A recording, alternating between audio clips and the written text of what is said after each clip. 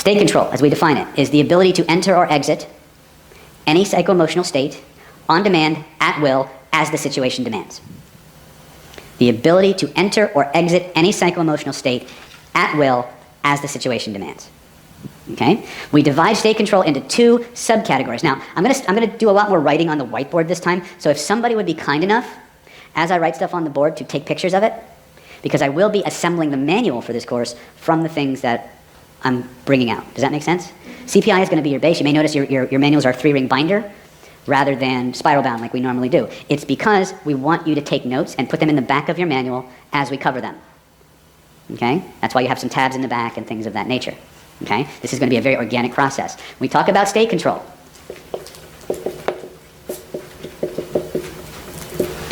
Two categories. You have physiology-based state control and what I call volitional or willpower-based state control. Okay? First thing to understand that in the average human being, the average untrained human being, your physiology controls your psychology. Your physiology controls your psychology. Now that flies in the face of what every coach, every wellness instructor, every holistic healer is taught. As a hypnotist, we're taught that the mind influences the body. Yes. Yes, it does. Except that most people can't marshal enough cognitive resources to influence their body. But the moment I change something in your body, I immediately affect your cognition. So unless you're a Buddhist monk, a highly trained yogi, elite special forces soldier, you do not have the cognitive resources developed to control this. You must train. You understand? You must train. Then it becomes functionally true. So when we start working with state control, we start with the body. Everything human beings do is in response to a feeling. It's a feeling they either want more of or a feeling they want a whole lot less of. Period. The feelings you want to start focusing on are fun, playfulness, curiosity. Why? It makes it easier to approach. Okay? It allows you to step back and not be so oriented on the outcome that you choke up. Does that make sense? For every psycho-emotional state that you have, there is a corresponding posture and breathing pattern that enables it. You want to change the state, change the physiology. Okay? How many have not done these drills before? Just by show of hands. Stand up, please. Everybody stand up. This is where it gets fun. First thing I want everybody to do, I want you to look immediately to your left, immediately to your right, and the first person you see, I want you to look them in the eyes, stick out your hand, look in the eye, and go, blah, blah, blah. And just go ahead and give everybody as many raspberries as humanly possible. Have fun with that shit. Hey? Come on! Go for it! Extra points! Oh, no headbutts! Alright, get your asses back to your chair. Give yourself a big round of applause on that. Stand, don't sit, but just go back. Give yourself a big round of applause, alright? So, why do this fucking exercise? A, why not, right? Because one of the biggest fears that we have is A, looking stupid or foolish, which is usually right before the fear of rejection. Right? The other is to prove in fact that I can in fact get you to do things that you don't want to do. Right? This is the big piece. We have to stop taking ourselves so fucking seriously. Seriously. Okay? Now, here's what I want you guys to do. How many of you can feel good for no fucking reason? Oh, you can tell you're my students. Right. Here's what I want you to close your eyes. I want you to think back to a time in your life when you saw something you really, really wanted. Not that one. No, I don't care. It's your mind, do what you want. Be as politically incorrect, juicy as you want. I want you to remember that moment when you realized how much you wanted that thing. You decided you were going to do whatever it takes. You were going to cross any ocean, climb any mountain. You made a plan, you put that plan into operation, and you worked that plan. It also came up, you went over, around, through, and finally, boom, you nailed it. Home run. I want you to remember that moment of victory, that moment of exultation. What did you see? What did you hear? What did you smell? What did you taste? But most important, remember how you were standing in that moment and stand that way. Remember how you were breathing in that moment and stand that and breathe that way. Let all those feelings come rushing back, flooding your mind, flooding your body, flooding your spirit. Now, without changing anything about the way you're standing, without changing anything about the way you're breathing, summon up your willpower. And as an act of will, try to feel bad. Keep your posture, keep your breathing. Notice what happens instead. Right? Cool. Now just go back to feeling twice as good as the moment before. That's right. When you got that, open your eyes, look up here. Sorry, what'd you notice? She's all goofy. Look at her. More energized. More energized? Rebecca, what'd you notice? I couldn't access the bad state. What? You can't follow instructions? What were my instructions? I said, bring back those good feelings, stand the way you were standing, breathe the way you're breathing, summon up your willpower, and try to feel bad. And you couldn't fucking do it? Your body posture wanted to change? That's right. It takes the minimum amount of willpower to maintain a posture. Amy Cuddy did the research, 2 minutes, and you can change even the blood chemistry in your body. Okay? Now, we're going to play with the flip side of this. So, close your eyes. This time what I want you to do is I want you to think of a different time. And this time, again, it was on a lust factor of 0 to 10, it was like a 27. And you decided you were going to get it no matter what. You made a plan. You put that plan into operation. But at some moment, right at that last minute, something happened. And it didn't manifest. I want you to remember that moment of disappointment, of loss, whatever word you assign to it. I want you to remember what that felt like. I want you to see what you saw, hear what you heard, smell and taste what you smell and you taste. And most importantly, remember how you were standing when that disappointing news hit you, when you realized you weren't going to get it.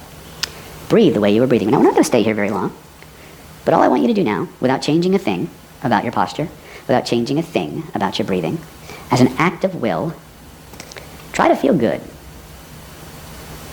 And then when you've satisfied yourself that you can't do it, here's what I want you to do next. I want you to summon up all of your willpower. I want you to hold on to that negative feeling while shifting your body back to the physical winner posture and the physical breathing of the winner. And notice what happens. When you got that, and you're tired of trying in vain to hold on to those negative feelings, open your eyes, let the good feelings come flooding back twice as strong as the moment before. Look up here. For those of you, who else did? Rebecca and Suri are the only ones who haven't done this before? Rebecca, what'd you notice? When I went back to the positive posture, the feeling just kind of shrunk. It didn't totally go away, but it just went like that. Suri, what'd you notice? Sorry, I get nervous. It's all right. I noticed that like as soon as I changed my posture, it was much easier to get into a positive state of mind. Yes. This is why we start with physiology. Your physiology is the one thing that you can always positively control. You can always control your posture, you can always control your breathing. The reason that, as powerful as willpower is, it's easily overwhelmed. Your ability to marshal your cognitive resources is directly based on the level of emotional arousal in your neurology. The more emotional arousal you have, the faster the critical faculty, which is the seat of your willpower, checks out. So if you want to get people back on track or back into equilibrium, you have to create a body change first.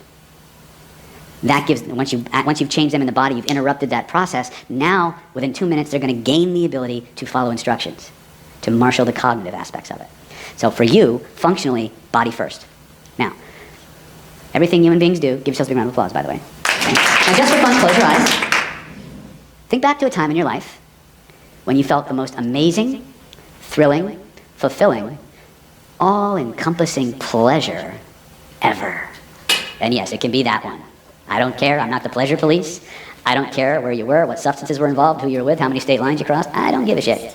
It can be something very sensual. It can be something very simple, like the simple joy of biting into a freshly baked chocolate chip cookie, a profound, ecstatic, spiritual experience. It could be the greatest sex you've ever had. I'm not going to ask. I don't care. All I care about is that when you remember that experience, when you see what you see, and you hear what you hear, and you smell and you taste what you smell and you taste, there is an amazing feeling that washes through your body. And I'd like you to notice where in your body that feeling starts, where it grows and where it spreads from. That's right. Go ahead and point to where you feel that. I'd like you to notice there's a color, maybe even a series of colors connected to those amazing feelings. I'm curious what color or colors that would be for you, but whatever it is, imagine a big ball of it floating above your head. Notice how the feelings in your body shift and changes with every breath you take and every beat of your heart. That wonderful, amazing ball of pleasure begins to grow, begins to expand, begins to fill the entire room from floor to ceiling, from wall to wall, and all points in between. Notice how it wraps itself around you like an amazing blanket of pleasure, a cocoon, a shield, a suit of armor, insulating you, protecting you. from all less than pleasurable experiences, real or imagined, while at the same time flooding your mind, flooding your body, flooding your spirit with everything it most wants, everything it most needs in an infinite, ever-expanding and unlimited supply. When you know you've got that, breathe those colors through your entire being. Let it fill you up like water fills up a bottle, like fluid fills up a test tube, like hot air or helium fills up a balloon. Anchor it in so fully, so completely, no force in the universe can turn it off or take it away, not even you. When you know you got it, you know it's locked in, test it. Try to turn it off, try to make it go away. Notice what happens instead. And when you're satisfied, allow your eyes to open, notice how good you feel. Pretty cool, huh? This is what you do before you approach anyone. Right? Sorry, can I borrow you for a second? I guess I have a seat. Give yourselves a round of applause.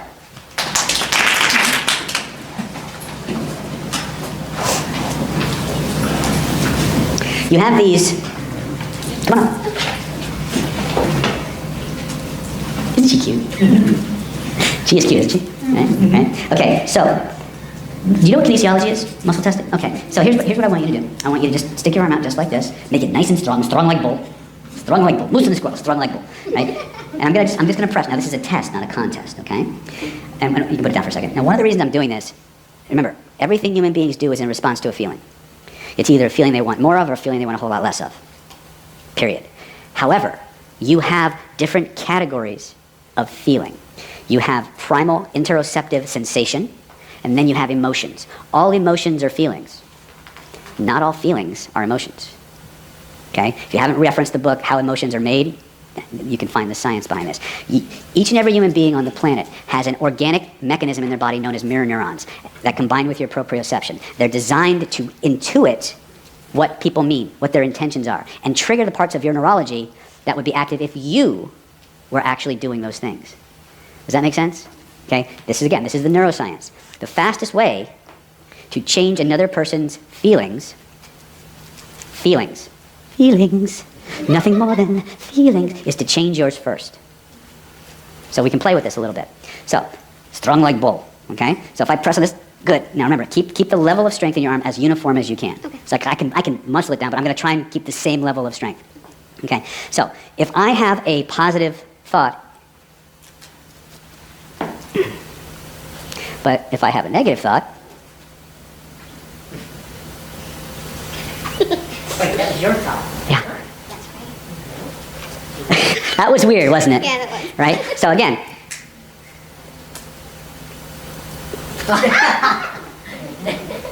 Wow, that was a really heavy thought. Daughter. Ex-wife. Yeah. Give her a big round of applause. Here's the takeaway.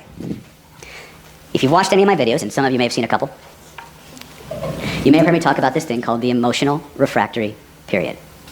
The emotional refractory period was a behavior discovered, or at least talked about, by Dr. Paul Ekman, who wrote a book called Emotions Revealed. He also wrote a book called Telling Lies. He was the chief consultant for the show I constantly talk about called Lie to Me. In that book, Emotions Revealed, Dr. Ekman talks about the behavior known as the emotional refractory period. The emotional refractory period is a mechanism in your neurology that monitors your emotional state and changes your perceptual filter to orient on whatever information is in the room